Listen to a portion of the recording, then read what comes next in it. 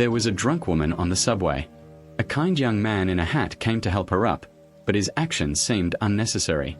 He skillfully used pliers to cut her gold chain and then gently took the 80-carat gold necklace from her chest. But his greed didn't stop there. He pulled out a small knife and skillfully slashed the girl's bag. The police officer, who had been waiting nearby, was about to stand up and arrest him when the girl, who had been unconscious, suddenly woke up. It turned out she had only been pretending to sleep. With just one move, she caught the thief.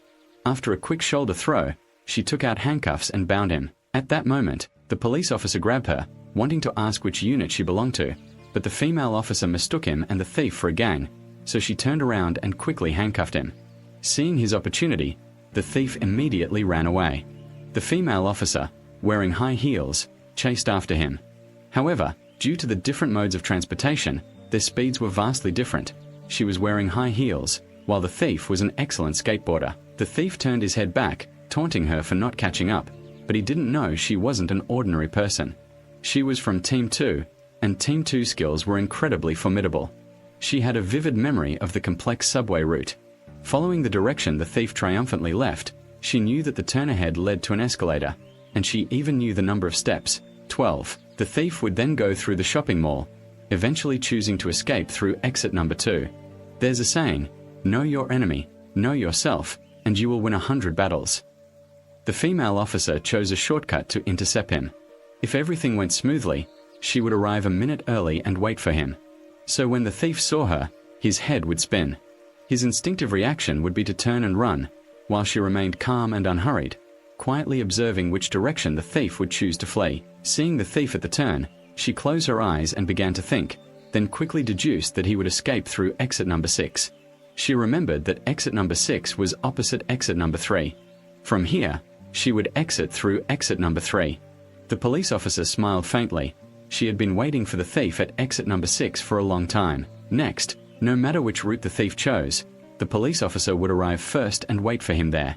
After a struggle, the thief was exhausted, breathless, his legs trembling as he struggled to climb the stairs, looking around to see if he had escaped the police officer. But when he looked up, he was stunned. The police officer was already waiting at the exit. Due to excessive exertion, his brain was deprived of oxygen, and his consciousness was somewhat hazy. Seeing the police officer, who was taller than him, he felt like he was seeing a ghost, involuntarily blurting out the word ghost. The officer said, "I'm not a ghost, my name is Juon." Juon and ghost sound similar. The thief was so frightened he fainted. The police officer was catching a thief on the subway, but the officer mistook him for one. The police officer thought it was rather embarrassing for him, a tall, strong man, to be handcuffed by a girl here. Therefore, to avoid being seen, he had to get free from the handcuffs.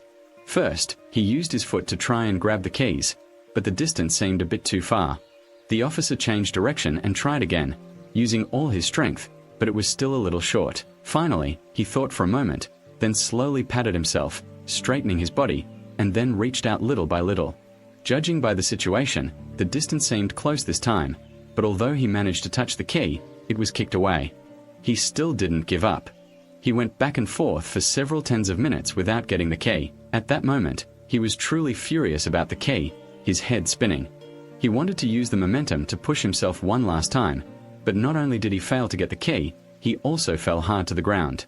It looked painful, but the pain was nothing compared to what happened next. Little did he know that a colleague had witnessed this scene. At that moment, Ghost Sock just wanted to find a hole to crawl into. He had been utterly humiliated. He thought to himself, next time I see that police officer, I'll definitely make sure she doesn't get off easily. But Ghost Sock didn't know that he and Officer Ron would soon meet again. The next day, Officer Ron brought the thief from the previous day in for an interview. Seeing Ron, J-Sock panicked, forgetting his promise from yesterday, and quickly hid under the table. He did this to conceal his embarrassment from the previous day. Ron reported to J-Sock's two colleagues the purpose of his interview. He used the thief as proof and told them he had caught a grasshopper. Hearing about the grasshopper, J-Sock found it hard to believe. This man stole everyone's wallets in front of the television reporters. The incident happened a few days ago because, to promote subway safety, a female police chief led a group of reporters to a safety awareness campaign on the subway, and the chosen area happened to be under D.I. Shuro's jurisdiction. The female chief took out her red and white checkered wallet, implying to Di Shuro that he had to perform well and not mess things up. The female leader plays the role of an ordinary passenger on the subway. Meanwhile, Jae-sok's two colleagues play the roles of thieves on the train. Jok is a subway police officer, and the performance officially begins. Just as the two thieves are about to act, Di-sok quickly intervenes, using her combat arrest technique. With just a few movements, she subdues both of them. Everyone applauded, but when the female leader tried to take out her wallet, it had vanished. Di Shuro looked at the symbol left on the female leader's buttocks. He knew this was the locust's trick. Hearing it was the locust, everyone hurriedly checked their wallets. As expected, all the wallets in the train carriage had disappeared, and the traces left behind were all from a locust. This was indeed big news. Reporters at the scene were posting articles on social media to secure top coverage and urging people to like and follow. To keep up with the latest news, the female leader felt somewhat embarrassed. Therefore, she ordered Captain Go to stop the vehicle for a check, as she believed the criminal was certainly still on board. After searching, no one could find the lost wallet, and then a dead body was discovered under a seat. Just as one crisis subsided, another arose. Reporters swarmed in, spreading this shocking news nationwide. The female leader's face turned pale. Upon returning, she hastily held a press conference, vowing to catch the criminal within 3 months. If she couldn't catch him, she would resign. Ron had seen the news, and coincidentally, the subway was hiring police officers, so she went for an interview, bringing her credentials. The man, seeing her enter, quickly hid, simply because yesterday she had handcuffed him like a thief. As a police officer, he felt utterly humiliated. After Do finished reporting on her work, she went to find Di-sok, who was hiding. Hearing Ju-won approaching, he quickly covered his handsome face with his hands. Because of the interview, Do had no choice but to kneel down in front of Di-sok. Di-sok, embarrassed, frantically told Ju-won to get away, but Do was captivated by his handsome face. She stood there, stunned, not leaving. But when she saw Di-sok's face, she remembered handcuffing him yesterday. They understood each other and fell silent. Ron was also very embarrassed at this point. A colleague came to ask what was wrong. Di-sok pretended that the computer plug was loose to brush it off. After standing up, he told Ron to come in for the interview. At this moment, Ju-won's face was as bitter as a bitter gourd. She knew the interview would be very difficult. The result was no different from what she expected. After entering, Jae-sok didn't say a word, and just handed her a certificate stating she failed. Ron wanted Jae-sok to give her another chance, but Jae-sok was still bothered by how humiliated he had been yesterday. Di-sok spoke to Ruzon, venting all his anger, then unexpectedly asked her what her purpose was in coming there. Hearing about her purpose, Ron's gaze began to shift. Di-sok knew there was definitely something wrong. This piqued his interest. He was eager to know what the problem was. Ron looked like she needed to go to the restroom. Her face flushed, before offering an explanation. She said she came from a subway enthusiast group. Hearing this, Di-sok was confused. She then stated that she was the president of the Seoul branch of the nationwide subway enthusiast group. Di-sok became even more confused. She continued to emphasize that the subway was her passion. She explained that at 110 kilometers per hour, riding the train gave her a feeling of excitement and exhilaration as it sped through the dark tunnels. If only I could experience this feeling every day, how wonderful that would be. But Diok certainly didn't believe that explanation. His face showed an expression of, "Do you think I'm an idiot?" Then he said a few words and left. Do begged Diok to give her another chance, but was still mercilessly rejected. When he went outside, his colleague told him that Ruzon hadn't caught Grasshopper, but just a petty thief who had been released from prison yesterday. Hearing this, Di-sok mocked Ju-won again. Not everyone can catch Chow Chow. Ju-won left disappointed, but as soon as she turned around, she was followed by a stalker. The police officer, who had just been refused an interview, was now being followed by a stalker on the subway. All the shady secrets were in this man's leather bag. Inside was a miniature camera. Then, they would slip the leather bag under the woman's skirt and commit the crime. This scene was witnessed by a subway police officer. He approached and discovered that these men were a group. Once again, a reminder to girls who like to wear skirts. Remember to wear protective underwear when wearing a skirt, because you never know when you might become a target of criminals. The two men, upon seeing Di-sok, immediately fled the scene. Just as Di-sok was about to catch them red-handed, he was blocked by the crowd. By the time Di-sok caught up with one of the men and checked his leather bag, he discovered a camera inside, ready to arrest him for surveillance. The man, his mouth twisted in a grimace, asked Jock what evidence he had to arrest him. Jock quickly plugged in his phone to check the memory. It was empty. Clearly, the criminals had swapped the memory before leaving. Without evidence, he could only helplessly let the criminals go. After escaping, the two criminals quickly joined forces, secretly watched the video they had just seen, and uploaded it online. Very quickly, many netizens watched and commented, "Does it look like something from the subway?" They asked, "What's your reaction when you see a similar video?" They gained a huge following, and in just a short time, the views exceeded 10 million. To reward their followers, the two perpetrators directly posted photos of the victim. It turned out that not only the police officer was secretly filmed, but another girl was also, and their followers actively responded. These two men seemed quite interested. Finally, after everyone voted unanimously, they found the other woman more attractive. The pervert considered the beautiful woman his ultimate target. To carry out his crime, Officer Juwon, unaware of what was happening, listlessly went to work at her old unit. Not long after, she received a call from Jae-sok. Upon arriving, she realized she had become famous online. Sok's purpose in calling her was to have her personally report the crime, so that the police could quickly handle the case and prevent the video from spreading. Do was furious upon hearing this. It was truly a disaster from out of nowhere. She was so angry that she acted differently from her usual self. Angrily swiping her middle finger across the screen, she quickly found the video. She was furious at the residents' comments. "I'll kill those perverts. I'll kill them all," she thought. At that moment, the police officer suddenly offered to help her delete her search history. It was then that she realized he had been standing there all along. He quickly defended himself, saying he hadn't seen anything, but then he said, "Please save it before deleting it." This confused her. The police officer then explained that it wasn't for viewing, but for potential use during the investigation. Although she felt a little awkward, she complied. Before Liu could look again, she suddenly saw a new post from the perverts. They were posting online that they would choose a lucky netizen to entertain. And the person being entertained was the beautiful woman they had secretly filmed. The two quickly realized that the content of this entertainment was unusual. The entertainment involved rendering the woman unconscious and holding her tightly. Thinking about this, both of them realized the situation was very serious. So, they immediately called the online search team. But the online search team dismissed it as a joke and didn't take it seriously at all.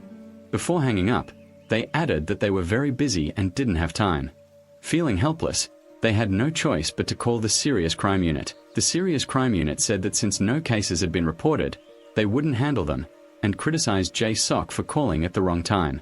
It was too late, and everyone was asleep. Hearing this, Juwon knew only she could fill this gap. She secretly vowed to bring these criminals to justice. She strode to the weapons room, grabbed Jae-sok's gun, and decided to go catch the criminals herself. Jae-sok was startled to see her holding his gun, and she, holding the gun herself, looked at him with unwavering determination, assuring him that she wouldn't just sit there waiting to die.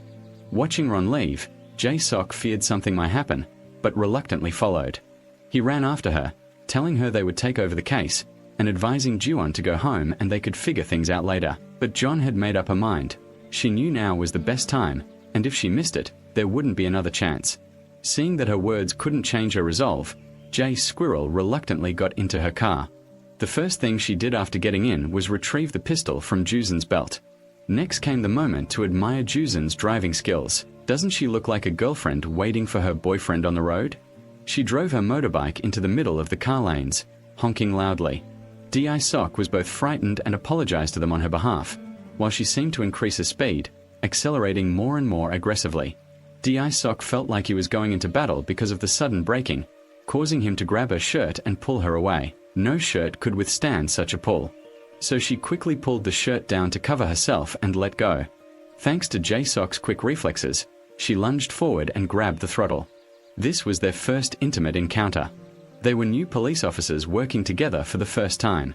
Now they had to catch the pervert. Based on the IP address on the network, they quickly arrived at the location where the criminal posted the video.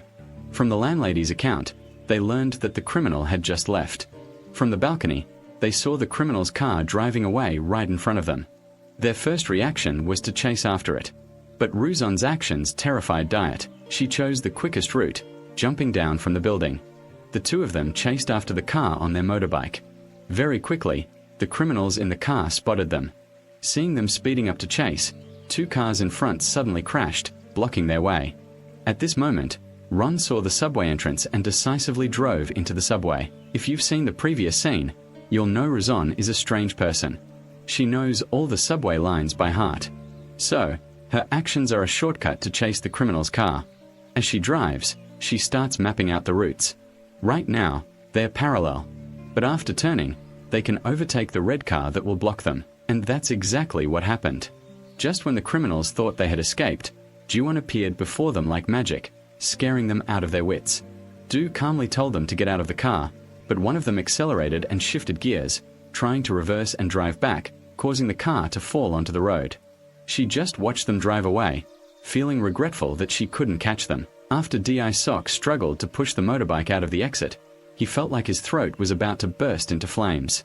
He believed that those who had pushed the motorbike understood that feeling. Before he could even catch his breath, he saw Ron lying on the road. He went to pull her out and moved her to the side of the road. At this moment, the escaped criminals were discussing their actions. Tomorrow, they'll put the woman they've been following in the car. They asked the person following her to find her address. Soon after, they not only found her phone number but also her address and sent harassing messages to her. Terrified, the girl quickly locked the door, unaware that something even crazier awaited her. Jok and Ju-won returned. They found the location where the woman got into the car via surveillance cameras, and also identified the location where she was involved in the activity shown in the photo that day. They then asked the staff for her phone number. However, when they called, she refused to answer because of a text message from the previous day.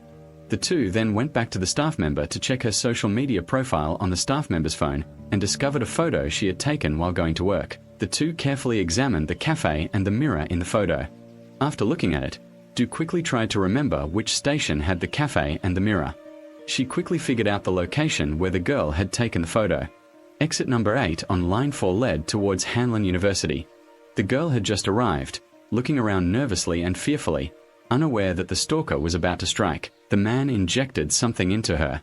As soon as she felt something prick her and turned to look for him, he quickly left. Next, he had to wait for the woman's drug to take effect. By the time she got into the elevator, the drug had begun to work. The woman gradually lost consciousness, her body becoming limp and powerless. Once again, I want to tell the girls that if you find yourself in a similar situation, seek help from the police or, while you're still conscious, loudly call for help from someone of the same sex. The woman relied on her last shred of consciousness to reach the exit. At that moment, another man was waiting for her. Seeing her come out, he pretended to be very familiar and helped her. From the series of criminal tactics, it's clear that this wasn't their first time committing such a crime. Then they worked together seamlessly to pull the girl into the waiting car. At this point, the woman was completely unconscious, offering no resistance, and could only obey their commands. Meanwhile, Jae-sok and Do arrived at her workplace. Do told Jae-sok to search ahead, while she stood at the exit observing, conveniently positioned behind the Thai thug's car. At that moment, the woman in the car regained some consciousness and struggled desperately, causing the car to shake. This scene was noticed by Ju-won. Her police instincts told her there was something wrong with the car, so she prepared to approach and investigate. Seeing Ju-won approaching, the criminal quickly put on his hat, afraid that Ju-won would recognize him. Do approached the car, knocking on the window while clearly stating her identity as a police officer, and requested that the person inside roll down the window. The criminal, intending to get it over with, rolled down the window and said he would leave immediately. Do glanced inside the car and saw the woman who had been knocked unconscious. Do grabbed the criminal by the collar and pulled off his hat. The timid man's true nature was revealed. The criminal, realizing he'd been exposed, quickly rolled up the window, preparing to drive away, but Johan, enduring the pain, refused to let go. Di-sok also heard Ju-won's desperate cries. Seeing Ju-won risking her life at that moment, he remembered what she had said, that the country's current laws had loopholes, and she wanted to fill them. Then he thought about her own reckless actions when apprehending the criminal. Di-sok realized he also needed to go crazy for once, so he hopped on his motorbike and revved the engine, intending to intercept the fleeing criminal. He and his bike flew straight into the car. Raz Johan was terrified, but now his only goal was to catch the criminal. After crashing into the car and shattering the windshield, Di-sok collapsed. The price she paid was high, She nearly lost her life. Finally, with their perfect teamwork, they caught the criminal and brought them to justice. Do felt that she and Jae-sok had a perfect collaboration and would definitely be able to join the subway police force as she wished, so she posted the photo on the wall of the subway police team. But JS discovered he still heartlessly rejected her. When Ju-won once again left disappointed, JSS asked her why she remembered the subway route. Ron used that as leverage, hoping that after she told him, she could stay in the subway police team. Hearing this, Jae-sok no longer wanted to be curious and let Ju-won leave. As for why she could remember the subway route, there was a sad story behind it. 5 years ago, her twin sister disappeared at the train station. Do went crazy searching for her sister. She ran all over the subway line, day after day. Over time, the routes became deeply ingrained in her mind. She marked each location, from the train tracks to the exits, analyzing the possible places her sister might have gone, and also gathering information from books, newspapers, and case studies in the hope of finding her sister. She diligently memorized everything day and night. One day, the rescued girl came to thank them, mainly to express her gratitude. At this point, Ju-won felt a pang of guilt, wondering if he had been too heartless. He hesitated for a long time, unable to decide, but finally sent Ju-won a message quickly accepting the position. Ju-won was deeply moved by this. What other stories will unfold between them? Will Ju-won be able to find his missing sister? Please like and follow. We will gradually reveal more. She secretly watched him for a long time, not out of a crush, but hoping he would leave. At that moment, he received a call from a colleague saying he had to go out to deliver something. This was exactly what she wanted. She anxiously waited until he left, then went straight to the key box. She took out the key that could open the subway tunnel door, the key to her twin sister who had disappeared 5 years earlier. She opened the cellar door hoping to find clues about her missing sister. Ron entered the cellar, which was incredibly dark and terrifying. But after only a few steps, she vaguely felt something following her. At that moment, she was paralyzed with fear, frozen in place, slowly turning her head to look, when suddenly a man in black clothes lunged at her. The desperate scream was heard by Jae-sok. It turned out that Jae-sok had left, but realized he'd left his wallet at the office. He went back to get it and found Ju-won was nowhere to be seen. He only heard Ju-won's voice when he reached the subway entrance. He ran quickly to Ju-won, following her call. At that moment, Do vaguely told him to catch the man in black. Jae-sok sped up to chase after him and indeed saw the man in black running away in panic. The man in black dropped his backpack in his haste. When he turned back to pick it up again, he dropped a wallet. Because it was so dark, Jae-sok, while chasing, accidentally fell. He happened to see the wallet the man in black had dropped. When he opened it, he discovered it was his boss's wallet. At this moment, Do rushed over in a daze. Jae-shuro was speechless with anger, furiously demanding that Do explain why he had come here alone. Do didn't mention looking for his sister, only saying he wanted to know if there really was a subway ghost. Upon hearing this, Jae-sok was furious. He thought Ron was being too impulsive and gave Ju-won a good scolding. As the two left, the man in black suddenly appeared, silently watching them leave. He then returned to the group and they began analyzing the reason for the missing wallet. After carefully recalling the events, they realized that the man in the strange attire that day was none other than Grasshopper. At this point, Jae-sok once again asked Ju-won why she went into the tunnel. Do still lied, claiming she was on patrol when she heard noise. Jae-sok angrily told Ju-won that going into the tunnel would cause her to miss something. While Do was still wondering, a colleague told her, previously, a colleague went into the tunnel while chasing criminals, and then an accident happened. Hearing this, Ron felt very guilty. Then, Jock told her, absolutely never go into the bunker again. After saying that, he snatched the key and told her that if it happened again, she would be sent back to her old unit. Ron looked at the key in his hand. Although she knew it was dangerous, her sister hadn't been found yet. What could she do? Ron was walking down the street when she saw a man acting very strangely. The man secretly stared at the woman in front of him, unaware that she was focused on him. She was so engrossed that she accidentally knocked a package out of the delivery man's hands. Jae-shuro eventually helped the old man pick it up, but they were unaware of the far-reaching consequences of this collision. The old delivery man went to the locker on the subway to pick up his package, and the sender was this guy with the tattoo. The old man successfully retrieved the package, but due to his age and haste, he dropped his phone on the ground. On the subway, a man reached out his hand, took out his phone, and tried to secretly photograph the woman. At that moment, Ron quickly intervened to restrain him. Just as she was about to handcuff the man, Juwon interrupted her a second time, even calling the other man class president. Juwon then realized she had gotten herself into trouble again. The class president stood up angrily, without saying a word, and went to grab the arm of another man. It turned out the class monitor was taking pictures as evidence. D.I. Shuro's expression was grim because he knew a scolding was inevitable. And indeed, that's exactly what happened. The class monitor criticized him for not managing the new student well, and also criticized him for being too authoritarian. Raz Johan felt very guilty after hearing this and could only repeatedly apologize. After returning to the office, they needed to return the boss's wallet to her. D.I. Sok told Juwon to find a bag to put it in. Juwon put it in the bag, and just then the delivery man came in. She conveniently placed the bag on the desk to talk to him. Seeing Juwon, the delivery man explained the purpose of his visit. He had lost his phone. At this moment, D.I. Sok recognized the delivery man and enthusiastically took the package from his hands, inviting him to sit down. The package happened to be placed right next to the bag from earlier. The old man chatted for a while, ate some food, then remembered there was a package that was difficult to deliver, so he hurriedly grabbed the bag and left. But he had mistakenly taken the bag containing the wallet.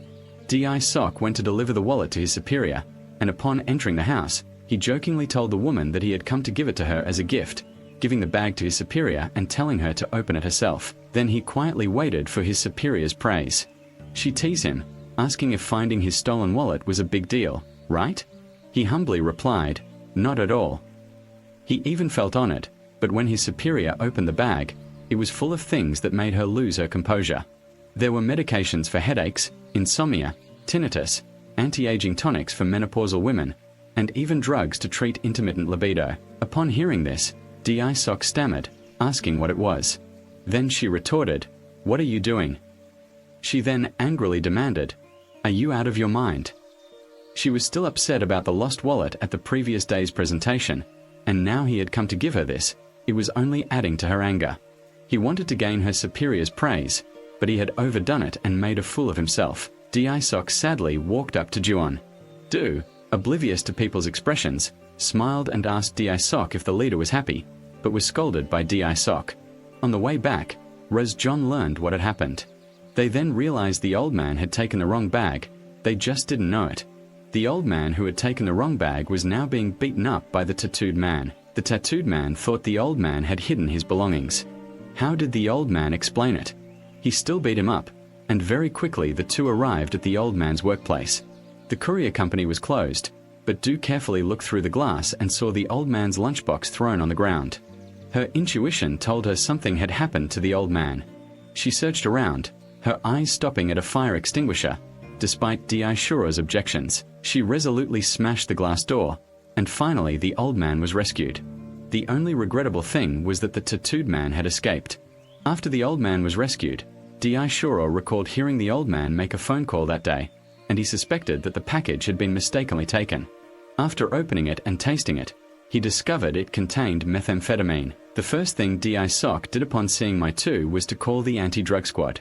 Ron, however, argued that as a police officer, she should apprehend the criminal herself. Her bravery was met with criticism from D.I. Sok, who accused her of recklessness and urged her to think more about her family.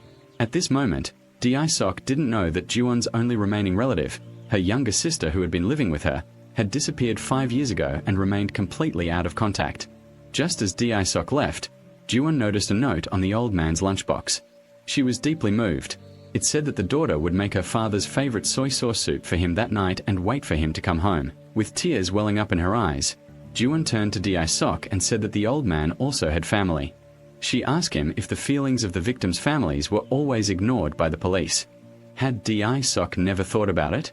Because, in her view, for some people, if something happened, they could only rely on the police. But if even the police don't care, the victims' families might harbor resentment for the rest of their lives. That's certainly true. When people encounter such situations, aren't they supposed to rely on the police? Afterward, they went back to the station to check Sam's whereabouts. But this guy was very good at protecting himself, leaving no trace whatsoever. They thought of the express delivery locker. They quickly found the name of the man whose package the bride had sent. The man was in a nightclub. Di Shuro went to the nightclub to apprehend him, but was surrounded by a woman. He struggled to escape her clutches. Just as he was about to leave, the woman snatched the handcuffs from him. After a struggle, he finally managed to get them back. However, the woman took the stun gun from his belt. In her dazed state, the woman even fired a shot, hitting Doo-Wei Sok. Fortunately, Raz Johan rushed in and stopped the woman from continuing her assault. At that very moment, they spotted the bearded man they were looking for and quickly located where he was sitting. Upon reaching the door, Do barged into the private room. Once inside, she sat down beside him and immediately demanded delicious food. The group scrutinized her from head to toe, and one by one, they brought out tasty treats. Seeing the object, Ju-won immediately started acting. The other guy mocked her, saying she looked like she knew how to play games. Then she threw the delicious treat in his face. The whole group panicked when they saw her throwing the jar of treat everywhere. Ron slid down, easily taking all the treat, and told Di Sok to take the treat and run to the exit of Subway Line 9. Although Di Sok didn't know what Ju-won meant, he followed Ju-won's instructions, resulting in him running into a dead end. And how could he avoid a beating from those guys? Just as Di Sok was despairing, Raz Jun appeared like an angel, pouring water on the group.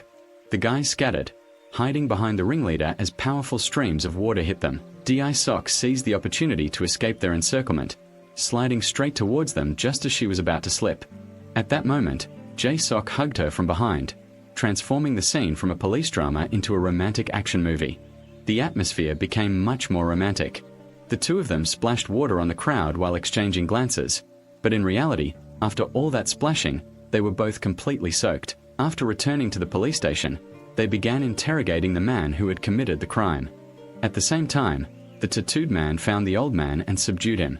Initially, the man refused to say a word, but upon learning that committing the crime against my two would result in a 30-year prison sentence, he became terrified.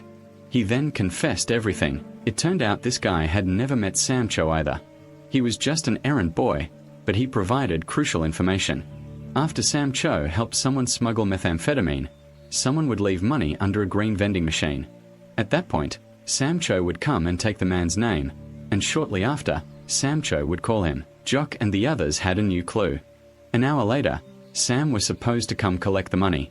Now their task was to find the blue vending machine where the money was.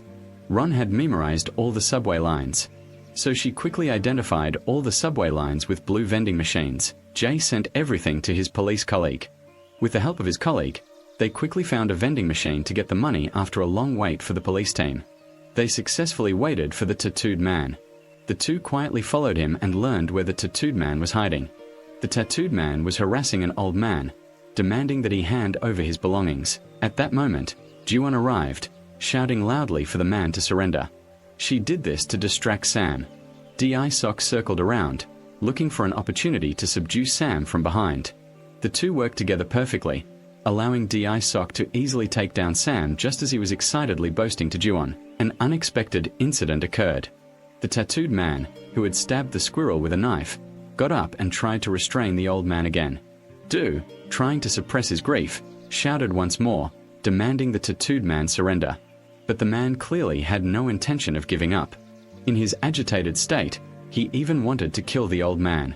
In this desperate situation, Do reluctantly fired his first shot in his life, hitting the tattooed man in the leg. Ruzon was still reeling from the stress and pain. A terrifying scene had unfolded. Di Sok had suddenly come back to life, standing perfectly intact beside Ju-won. Seeing him approach, Ju-won, with trembling hands, reached for the knife. Unexpectedly, the knife plunged into the box Di Sok had kept inside his jacket pocket. Luckily for him, he escaped death. The director and script were just playing a joke, a little prank for the audience. Although this kind of joke might seem a bit excessive, compared to the sad ending, would rather accept the perfection after the delay. Do, unable to sleep in the middle of the night, sits up to admire a handsome man. But what she cares about more is the key in his pocket. She's very careful not to wake him. However, she doesn't get the key as she wished. The phone slipped from his hand onto the bed, the noise waking the man. He drowsily thought she was hungry, so he asked if she wanted a late-night snack. After putting an egg in a bowl, the two discussed a serious matter. Which came before the chicken, the egg or the chicken? Di Shuro believed that the egg came before the chicken. Do thought Di Sok was right. Du completely agreed with Jae-sok's answer. This also excited Jae-sok a little, and he immediately wanted to show off his special move to Ruzon. He performed a spinning kick and a backward somersault. Along with the difficult performance of the backward somersault, the key in his pocket slipped out. After drawing a beautiful curve in the air and landing perfectly in the ramen pot, Jiwon was overjoyed to have gotten what she wanted effortlessly. So, while Dix wasn't paying attention, she quickly closed the lid. Waiting until Dix sat down to enjoy her meal, Ron picked up the pot and prepared to leave. The reason given was quite reasonable. Eating a lot late at night wasn't good for the stomach. Di Shuro wanted to eat, but Ruzon wouldn't let him. They argued in the office, unaware that a man in black had appeared outside the door. The man in black silently watched the two arguing, even taking out a camera to take pictures as a memento. At that moment, a memory flashed through the mind of the man in black, the main content of which was a photo of Jiwon's sister. This proved that the man in black was connected to the disappearance of Ruzon's sister. Meanwhile, in the office, Ron had defeated the squirrel, successfully carried the pot out, and easily obtained the key. At that moment, the bathroom light flickered on and off, and a figure suddenly appeared, startling Jiwon into screaming. When she regained her composure and looked again, she realized it was Di-sok. Du scolded Di-sok for walking so silently. Di-sok, however, only thought the bathroom light might be broken, which was why she came. Ron used fear to mask his tension, afraid that Di-sok would discover the key. Just as the two were about to go inside, the man in black reappeared, silently observing them for a long time. The next day at dinner, Di-sok suddenly remembered the key. Jiwon tried to cough to avoid being seen. Di-sok searched everywhere but couldn't find it. He asked if she had seen it. Ron avoided his gaze and said no, but ultimately, feeling guilty, she made an excuse to go back to the office to look further. She quickly avoided Di-sok, but as soon as she left, she accidentally ran into Officer Mai. Mai was the police officer currently in charge of her sister's case, and also a college classmate of Di-sok. She took the key to find clues about her sister's disappearance. At this time, Di Shuro was still unaware of this secret. She feared that Ma Di would tell Di Shuro, so she found an excuse to leave and began to act. She was afraid that if Di Shuro found out, there would be no more time, and this would not be easy to solve, so she quickly found the tunnel's navigation map. She went back down into the tunnel, hoping to find any trace related to her sister. However, after a long search, Du found nothing. You might ask why Jiwon didn't report it to the police. Actually, Jiwon did report it, but the police said her sister had amnesia and therefore didn't take it seriously, delaying the investigation. On the subway, a middle-aged man with grey hair exclaimed that his wallet was missing. He assumed everyone around him was a thief and began rummaging through other people's bags. This scene was witnessed by Di Shuro and Du to avoid disturbing others. Di Shuro restrained him. At that moment, the middle-aged man was very agitated, crying and shouting that he had to find the money. This state of mind lasted until the man who bought the CD passed by, at which point he gradually calmed down. It wasn't until he went to the police station for questioning that the reason was that the man calmed down when he heard music. That melody reminded him of his son. Once they understood the situation, he apologized to the police and left.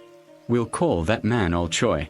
After leaving the police station, Old Choi went to the school gate to pick up his son. It was his son's birthday, and his wife had texted him that she had prepared delicious food. While he was happily waiting for his son, the loan sharks appeared and approached his son. Old Choi, fearing his son might get hurt, disregarded the cars speeding by and rushed past. After comforting his son for a few moments, he immediately asked the man what his intentions were and why he had come to the school. The man replied that it was a warning for not paying. Having said that, he dragged Old Choi along with him. At this point, his son's friends arrived. The children, seeing that the loan sharks didn't seem like good people, also concluded that Old Choi wasn't a good person. If that were the case, then Old Choi's son wasn't a good child either. His son's self-esteem was hurt, and he wanted to know who this evil uncle was. To protect his son from emotional distress, the father hugged the man and pretended he was a friend. The man suddenly pushed his hand away and took off his watch, seemingly intending to attack the father right there. Fearing the man would actually do it, the father told his son that the man had removed his watch because he wanted to sell it to him. The man became increasingly angry and grabbed the father by the collar. The father truly loved his son. Although he knew that pretending like this would only anger the other man further, he still tried to act and beg him, saying that he had no money now and asking him to go home and that he would pay later.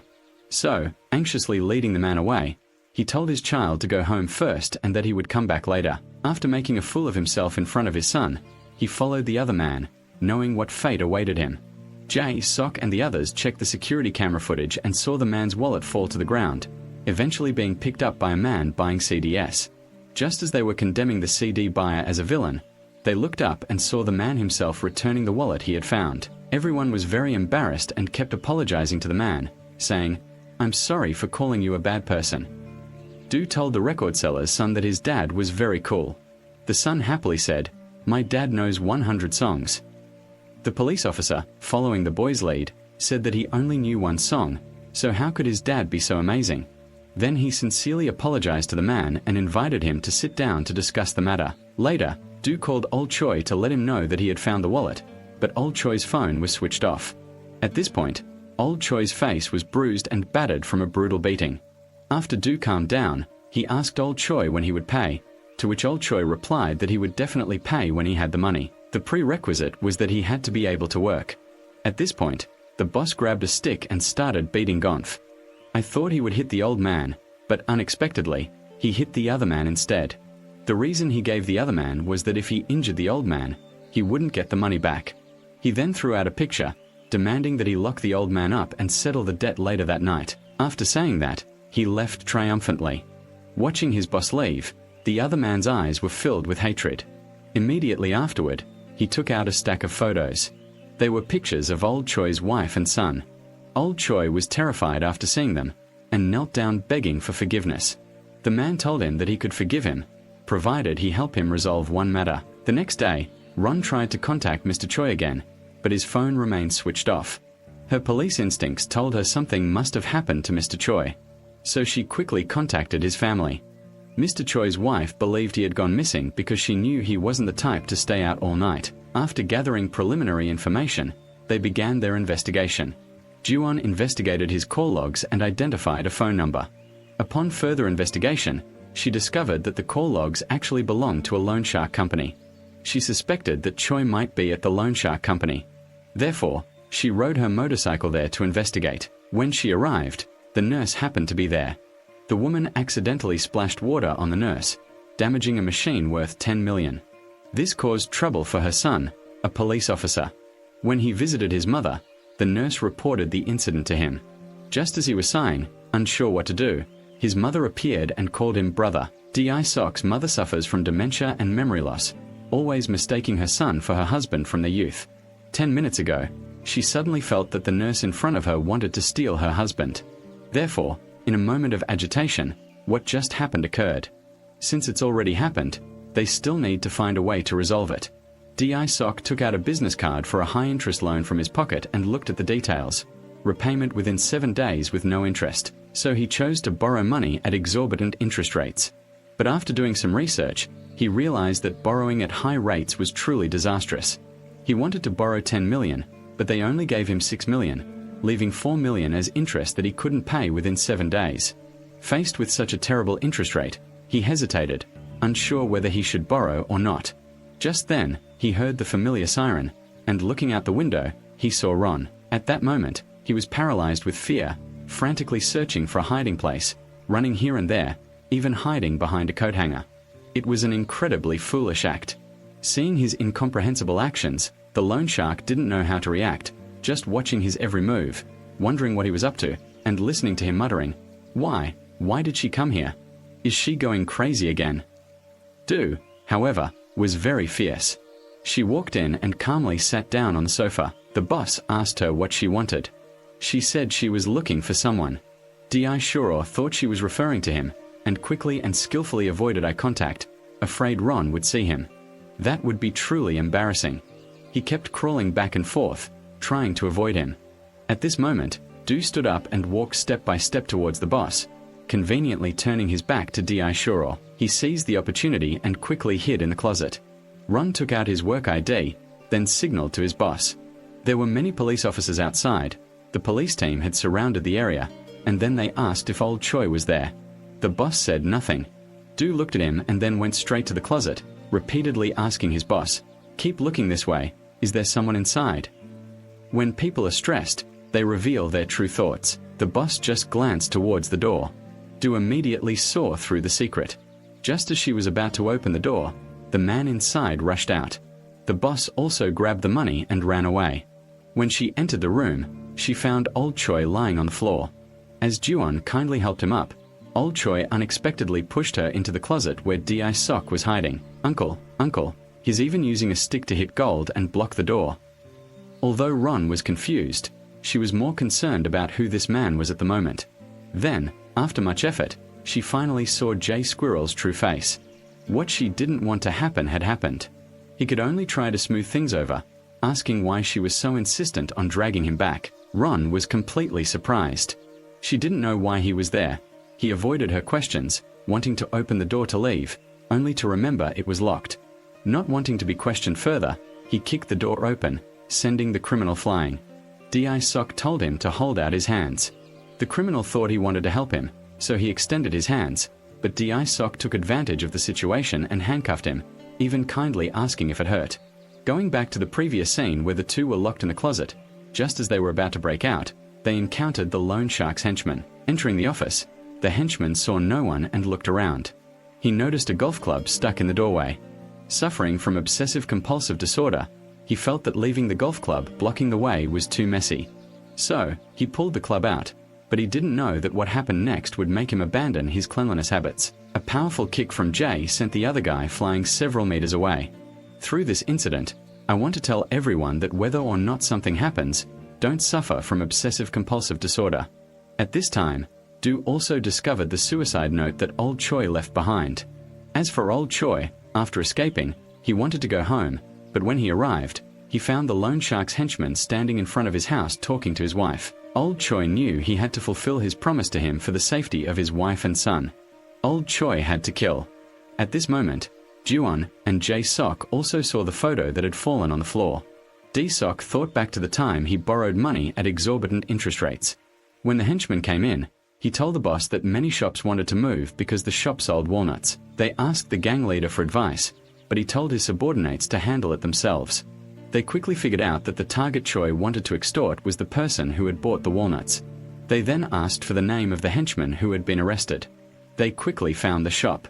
Just as they were waiting at the door, the gang leader arrived. After the man left the store, the two saw old Choi, but surprisingly, old Choi wasn't there to buy anything. Instead, he was quietly following the man. The two suddenly felt something was amiss, and they realized old Choi's real target was the loan shark. As they watched old Choi, they analyzed the situation. Old Choi was cornered and no longer cared about money. He only wanted to extort money from that loan shark. Juon was still a little confused. She still couldn't understand why old Choi wanted to kill that guy. At that moment, D-Sok suddenly remembered that the henchman actually hated the boss too, and he desperately craved the boss's affection. Meanwhile, the boss, realizing old Choi was watching him, turned to threaten him, but old Choi pulled out a gun. Seeing the gun, he was so scared he almost wet his pants. He knew he was in trouble. Jock and Ruzon were very responsible police officers, but after analyzing the case, they had lost track of the suspect. As they looked around for him, Ruzon spotted the man who bought the DVD but didn't see old Choi or the loan shark. So the two of them searched the entire subway but still couldn't find old Choi or the loan shark. Finally, there was no other way. D.I. Shuro had to ask for help from the subway monitoring team because they also knew the two men's location. On this side, the loan shark and old Choi were standing on the bridge railing. The loan shark, fearing that old Choi and Tang might do something wrong, offered to reduce the interest for 2 months, but old Choi now only wanted to kill him. At this moment, old Choi only wanted to force the man to jump. The loan shark, seeing the height, was so scared he almost wet his pants. If he jumped, he would surely die. To beg for his life, he offered to forgive old Choi the loan and ask him to spare him. But old Choi knew that if the loan shark didn't die, his wife and son wouldn't be safe, so he remained determined to make the loan shark jump. Seeing that gentle persuasion didn't work, the loan shark resorted to harsh measures. He threatened old Choi, saying that if he died, old Choi's debt would be collected by his henchmen, who wouldn't spare old Choi's family either. But old Choi's next words completely stunned the loan shark. Old Choi said that his henchman had told him to kill him. If the old man killed him, his henchman would spare his family. The loan shark never expected such a turn of events. His subordinate was planning to kill him. While he was still reeling from the shock, Daishuro found the two of them. Daishuro advised old Choi not to do anything foolish, to think of his wife and son. Old Choi, seeing Daishuro, confided in him about his sorrow. Daisok also understood the pressure Choi was under, focusing on Choi's love for his son. Using persuasive words, he successfully convinced Choi to put down his gun. The loan shark, seeing this, fled. Choi, now tormented by money, was utterly exhausted. In his extreme world, he no longer wanted to live. After much talking to Daisok, the old man complained that the world was too tiring. He lamented that his 8-year-old son hadn't received a single toy from him. He felt suffocated by debt, unable to give his wife a single day of peace. Having said all this, he became agitated and wanted to jump. Fortunately, Du arrived just then. Du had snatched a speaker from the old man selling CDs and was playing a song that reminded the old man of his son. After listening to the song, old Choi became much more alert. Du ran over without saying a word, silently extending his hand. Finally, old Choi came to his senses. However, just as he was about to climb down, he lost his footing and almost fell. Luckily, Ron held on tight. In the end, thanks to the efforts of Daisok and Juwon, they successfully pulled old Choi back up. Meanwhile, the loan shark who had fled had been apprehended by Jae-sok's colleagues. They had been waiting there for a long time, following D-sok's instructions. The loan shark's henchman was also arrested and was in the same cell where the loan shark was settling accounts with him. The two of them went to visit old man Choi. Because he had a motive for murder, he would be imprisoned for 2 months. Old Choi also needed their help with something. Ever since the henchman came to see old Choi, his son had been ridiculed by his friends, all believing his father was a bad person. But the boy knew his father wasn't like that. He could only weakly and helplessly explain, insisting that his father was a good person. Standing there, he cried sadly, muttering, "Dad is a good person. Dad must be a good person." At that moment, Daok came to find the boy, dressed in his police uniform. Hearing his name called, the boy stopped crying and calmly asked Daok if they had found his father. Daok immediately said they had found his father and told him that his father had helped the police catch the bad guy. They were an extremely wicked group of people.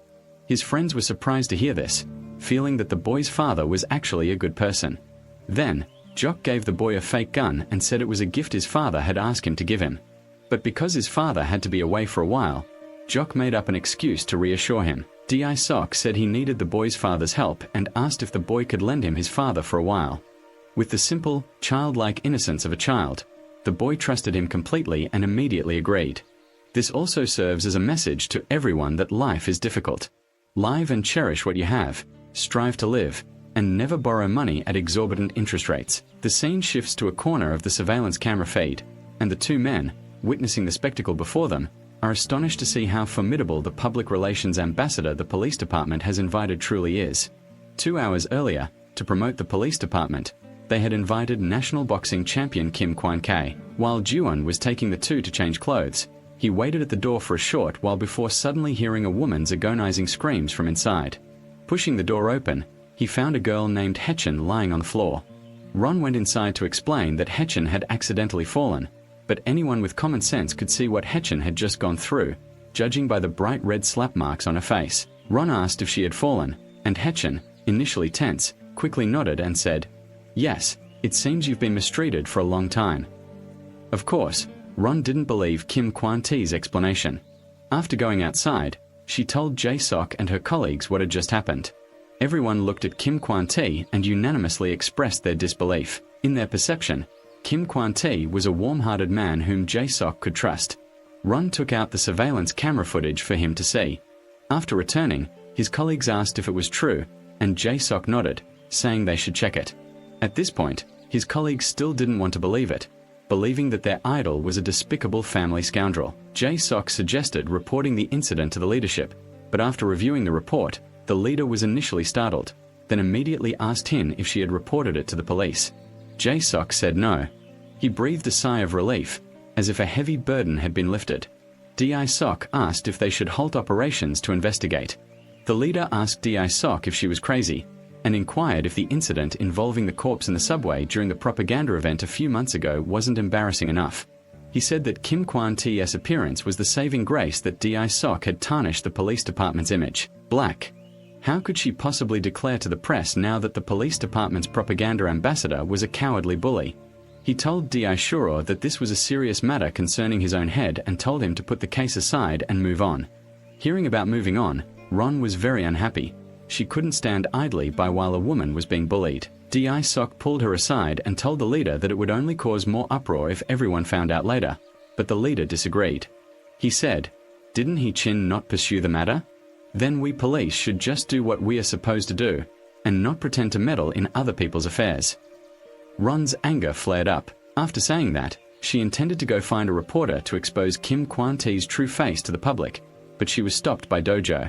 Knowing Dojo's potential for trouble, he quickly reassured her, saying he would think of a way.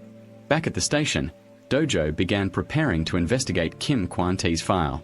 But she didn't know that it was just Dojo playing a trick on her. Under Juwon's urging and questioning, Jok finally told the truth. He told her not to investigate Kim Kwan-tee's case anymore, but to focus all her efforts on investigating my two. This was the director's order, but Jiwon didn't want to give up. She suggested they go and meet Hin once to persuade her. This left Jok feeling both helpless and angry. He said he wasn't the head of the serious crime unit, but the head of the subway unit. He also reminded her that if she continued investigating, she'd have to return to her old unit. This was certainly something she didn't want, so she should focus on their current case. But she wouldn't give up. Di Shuro told her to investigate the case of the subway ghost, but she secretly investigated Kim Kwan-tee's case. After running back, she lied, saying she had found the person who ordered the police masks, but in reality, she had found Kim Kwan-tee's house. She rode on Jay Squirrel's shoulders and observed for a long time, also seeing what was happening inside. Suddenly, she looked inside and asked why they were so intimate, and the way she and Di Shuro were currently positioned was very intimate. Di Shuro suddenly felt awkward. He pretended to ask if there were only men inside.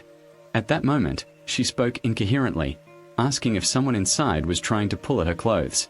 Then, suddenly, Di Shuro heard her say that if the guy inside made even the slightest move, she would catch him immediately. Hearing this, Jok realized he'd been tricked, and he angrily demanded to know who was inside. At this point, Ron could only tell the truth, saying that Kim Kwan-tee and Haechan were living together. But what truly angered Jok was that she wasn't secretly investigating the case. John had lied to him. After scolding Doon, he still decided to go in and see. Meanwhile, Hin Kim Kwan-tee was trembling. The reason he beat her was because he felt Haechan had been secretly looking at another man and no longer loved him. Just as he was about to attack Haechan again, Jok and Jiwon burst in. The two men were quickly taken to the police station. Jiwon wanted to persuade Haechan to report it to the police, but Kim Kwan-tee feared that reporting it would ruin his career. He knelt outside, begging Haechan for forgiveness. Seeing Kim Kwan-tee kneeling, Haechan still softened and listened to the man talk about their bright future. Finally, Haechan chose to forgive him. She decided not to report him to the police. Just as Ron was about to try and persuade her again, a colleague found her and told her something else. It was Kim Kwan-tee's ex-girlfriend, Mickey, who had died. The forensic report indicated a brain hemorrhage caused by an assault. After investigation, Mickey's ring and wallet were found missing. Ultimately, it was determined to be a murder and robbery case. But when Ron saw the picture of the ring, she remembered the day Haechan was assaulted. That ring was clearly on Haechan's finger. Ron told J.S. Sok her thoughts. She knew there was something wrong with this case, so she quickly went outside to call Haechan aside, took out the photo of the ring, and recounted the investigation into the murder of Kim Kwan-tee's ex-girlfriend. Upon hearing the story, Haechan was visibly frightened. Do wanted Haechan to keep the ring to help with the investigation and told her not to go home with Kim Kwan-tee because she could also be in danger, saying that if she were in danger, her family would be very upset. Hearing about her family, Haechan's emotions changed. She resolutely said that she didn't have the ring, and even the tension she had shown earlier disappeared, determined to go home with Kim Kwan-tee. Watching Haechan's retreating figure and Kim Kwan-tee's smug expression, Ron wanted to save Haechan from a fire, determined to find the real reason for Mickey's death. But Sok believed this was the serious crime unit's job and tried his best to prevent Doon from investigating. Back home, Kim Kwan-tee seemed to have truly changed. He repented and confessed his wrongdoing in front of Haechan. Haechan looked at the ring under the table, lost in thought. At that moment, Kim Kwan-tee said he wanted to eat the meal she cooked, and told her to go out and buy food. Watching Haechan's retreating back, his expression, which had been smiling, suddenly turned terrifying, returning to its usual state. This guy is just pretending. Dogs never give up eating shit. Then he took the ring from under the table and put it away. Ron suggested they inform Haechen's family, but a colleague told her that Hin had no family. Hearing this, Ji-won remembered her sister. At this point, Ron couldn't hold back any longer. She said she had to go protect Hin. Dae-sok tried to stop her, telling her not to go, but Ji-won was determined to leave. Her colleagues offered to accompany her, fearing she might be in danger facing Kim Kwan-tae. However, Dae-sok stopped them, saying he no longer wanted to get involved in her affairs and that, given the circumstances, he would personally bring her back to her old team. 173. 00:48:32, 000:48:46, 000. His colleagues were surprised to hear him say that. Weren't the two of them always working together so well? At that moment, Haechim returned home with groceries and, finding Kim Kwan-tae wasn't there, immediately went to look for the ring. But it was gone. Kim Kwan-tae suddenly appeared behind her, which terrified her. At this moment, Do arrived at Kim Kwan-tae's doorstep. She called in and told her about her sister's disappearance, and about the loneliness of living alone. Understanding that HCH Chin considered Kim Kwan-tae like family, she proposed living with HCH. She wanted to protect HCH Chin and become a source of support for her. Before Haechen could say anything, Kim Kwan-tae snatched the phone. Kim Kwan-tae, facing Ji-won from the window, pulled the curtain shut, as if not wanting Ji-won and Haechen to interact anymore. Roojin didn't give up. She felt Haechen would go with her. So she waited from morning till night, but ultimately didn't see Haechen. It was late at night, so she had to go home. Ji-won was unaware that on her way home, the man in black had reappeared, watching her from a distance. Just as she finished talking on the phone with Auntie Sok, someone approached her, slowly advancing before attacking her. After she collapsed to the ground, he repeatedly kicked her, leaving a messy puddle on the floor. At that time, her phone was still connected to Jay. He kept calling her name, but she couldn't answer. She was seriously injured. After beating her, the man stomped on her phone and left her lying there helpless.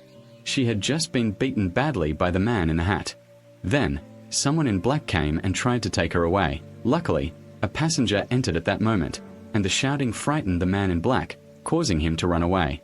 Dae-shuro heard the commotion on the phone. He knew something had happened to Ron, and waited until he found her. Ji-won was lying in a puddle. Seeing him, she used her remaining consciousness to utter the name Kim Kwan-tae. Hearing Kim Kwan-tae, Dae-shuro was furious. But right now, the important thing was to get Ji-won to the hospital. While waiting for the subway to arrive at the next station, Sok kept apologizing. He explained that his colleague wanted to go with John, but he had stopped him. If anything happened to Ji-won, he would blame himself for the rest of his life. Soon after, Ji-won was taken to the hospital. Knowing that Kim Kwan-tae was responsible, Jae-sok informed his colleagues to investigate the surveillance cameras. However, after the investigation, they discovered that the cameras only captured the silhouette of a person, not Kim Kwan-tae's face.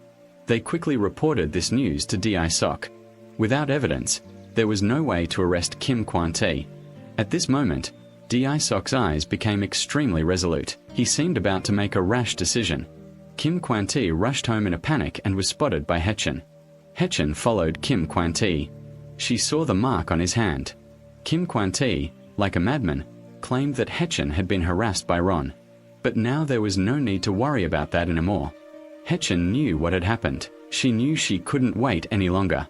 Thinking of what Ji-won had said to her, she decided to find the ring and leave.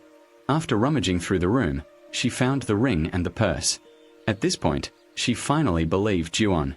But it was too late, as Kim Kwan-tae appeared before Haechen's horrified eyes. Kim Kwan-tae's Lao Up Project.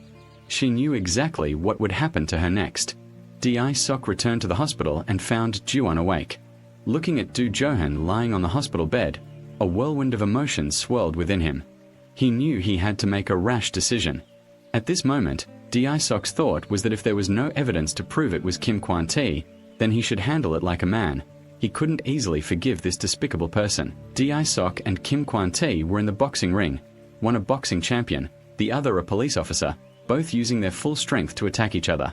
But Dae-sok's strength was no match for Kim Kwan-tae's blows. Dae-sok wanted to counterattack, perhaps out of anger, and he threw himself without thinking, but Kim Kwan-tae still managed to take him to the ground. Seeing the opportune moment, Kim Kwan-tae grabbed Dae-sok and unleashed a barrage of merciless punches, venting all his anger. Only when Dae-sok fainted did Kim Kwan-tae stop. He thought Dae-sok was unconscious, but Dae-sok stood up. Dae-sok, in a provocative tone, said to Kim Kwan-tae, "Ouch, that hurts." Kim Kwan-tae arrogantly claimed that he had already said it hurt a lot, then proceeded to deliver another blow. After that, he provoked Dae-sok to stand up, but at this moment, Dae-sok seemed to have his senses cleared, his eyes blazing with madness as he said that he wasn't talking about the wounds on his body, he was talking about the pain in his heart. After shouting, he charged forward to attack Kim Kwan-tae. At this moment, he could no longer suppress the rage in his heart. His black belt in Taekwondo, 6th Dan, mixed martial arts, 8th Dan, and karate, 4th Dan, totaling 18 martial arts degrees, were all recalled. Next, he attacked Kim Kwan-tae. His blows were lightning fast, leaving Kim Kwan-tae with no chance to resist. His strength was like that of a tiger. A hook shot lifted Kim Kwan-tae, and seeing Kim Kwan-tae about to counterattack, Dae-shuro defended, waiting for the opportune moment. Seeing the time was ripe, he unleashed an iron punch, sending his opponent staggering back several steps, then followed with the ultimate technique of Ma Dong-zie. The powerful punch caused Kim Kwan-tae's eyes to widen completely, rendering him unconscious. Having settled things, Kim Kwan-tae went upstairs to find Chin. Because Ron was beaten because of Chin, he also wanted to fulfill Juzan's wish to save Chin from the fire. When he found Chin, she was hiding by the window, trembling. Dae-sok approached her, and Chin repeatedly apologized, saying she was wrong, her body still shaking uncontrollably. Haechin was then taken away in an ambulance. Kim Kwan-tae was also arrested. Several days later, Haechin went to see Ron to apologize and thank her. If it weren't for Doon's persistent appearance, she might have become the second Mickey to be harmed by Kim Kwan-tae. She offered the ring and wallet, hoping Doon could bring the truth to the girls who had died. Finally, she gave Juwon a USB drive. Juwon opened it and saw a scene of Dae-sok searching for Kim Cohen to take revenge. At this moment, Juwon's tears flowed incessantly. She didn't know that the seed of love between her and Disk had already sprouted. When Jock entered, Juwon asked what was wrong with his face. Dae-sok said he had fallen. This was Dae-sok's way of showing that he didn't want Juwon to worry. Only when they cared for each other could they avoid each other's worries. Feeling that Ron was much more manly and mature now, Jock watched the video. A few days later, he saw the man in black following Ron after Ron was beaten. Who was this man in black? Why did he want to kill Ron? We'll find out later. The man looked at the drunk woman, paused, and stared at her for a moment, as if confirming his target for the day. He then casually sat down beside her. Seeing the woman's bag fall, he first pretended to be kind and helped her up, then naturally took the bag and gently took the wallet inside. The thief thought he had done it perfectly, but he didn't know that Officer Dae-shuro had seen the entire process after he stole the wallet, walked past several train cars, and then stopped. Jae-sok continued to follow him. Dae-sok revealed his identity and asked the thief to open his bag for inspection. But the thief was prepared. He pulled out a dagger from his pocket and attempted a surprise attack on Dae-sok. Fortunately, Jae-sok was an 18th Dan martial artist. Faced with the thief's unexpected attack, he calmly neutralized it. But after a few rounds of fighting, he realized this guy wasn't an ordinary thief. The thief also sensed Jae-sok's fighting prowess. Knowing he was no match for him, he fled. He ran all the way to the subway station in the forest. He played a cat-and-mouse game with Jae-sok, one going in, the other out. Then the thief gave up and ran away. But just as the train doors were about to close, he suddenly rushed back into the subway.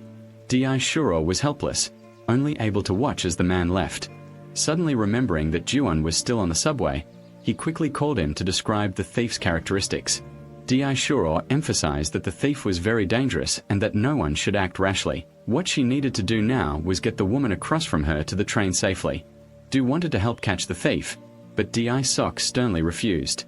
Firstly, the thief was very dangerous, and secondly, he couldn't accept Juwon getting hurt again. Finally, Do heeded Dae-sok's advice and promised to only help the woman get off the train. But after hanging up the phone, she put it away and took off her high heels. Her eyes became incredibly resolute, staring intently at the thief. Dae-shuro frantically searched for Juwon at the station. He was afraid Juwon wouldn't listen to him. Just as he was feeling extremely worried, Juwon appeared with a woman.